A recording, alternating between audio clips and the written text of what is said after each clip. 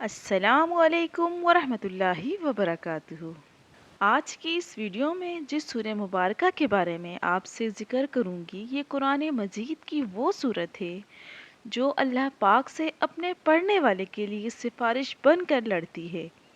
اس سورت کے حیرت انگیز فائدے جان کر آپ دنگ رہ جائیں گے اور اس کو اپنی زندگی کا ایک حصہ بنا لیں گے۔ اس لیے اس ویڈیو کو آج آپ نے غور سے سننا ہے اور اس پر عمل بھی کرنا ہے۔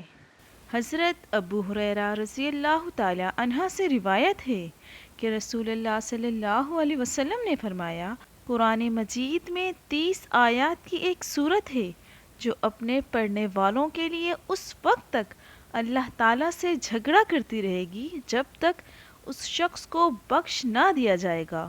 حضرت عمر بن مروہ رحمۃ اللہ علیہ کہتے ہیں، میں نے اپنے باپ کو یہ کہتے سنا کہ ایک آدمی کو قبر میں دفن کیا گیا تو اس کی جانب 30 آیت والی ایک سورت بھی حاضر ہو کر کھڑی ہو گئی جو اس کے حق میں لڑنے لگی۔ جب ہم نے واپس آ کر قرآن میں سورت تلاش کی تو وہ سورت ملک تھی۔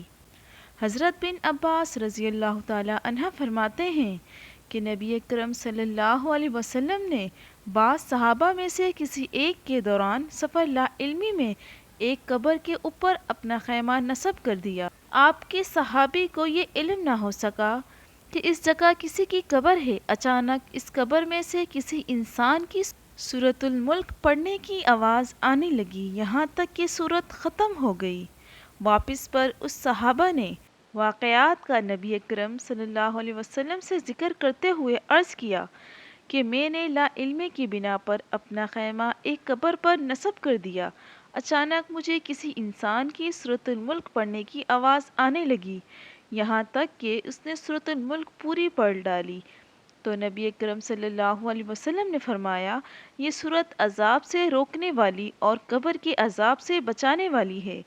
سورۃ الملک کی آیت نمبر 13-14 کے بارے میں حضرت بن عباس رضی اللہ تعالی عنہ سے روایت ہے کہ یہ اس وقت نازل ہوئی جب مکہ میں مسلمانوں پر عرصہ حیات تنگ کر دیا گیا تھا اور رسول اللہ صلی اللہ علیہ وسلم چپ کر کے عبادت کرتے تھے۔ جب اپنے اصحاب کے ساتھ نماز پڑھتے تو اونچی آواز سے قرآن کی تلاوت فرماتے۔ جب مشرک سنتے تو قرآن اور نبی اکرم کو برا بھلا کہتے۔ تب اللہ تعالیٰ نے نبی اکرم صلی اللہ علیہ وسلم کو حکم دیا کہ زیادہ اونچی آواز سے قرآن نہ پڑھیں کہ سن کر کہ مشرک آپ کو گالیاں دیں، اور نہ ہی اتنا دھیما پڑھیں کہ آپ کے ساتھی بھی آپ کی آواز سن نہ سکیں، بلکہ درمیانی آواز سے قرآن مجید کی تلاوت کریں، کیونکہ اللہ تعالیٰ باطنی باتوں کو جاننے والا ہے، وہ تو سینوں کے بھید جاننے والا ہے۔ وہی نہ جانے گا جس نے تمہیں پیدا کیا اور وہ باریک بین اور ہر چیز سے باخبر ہے۔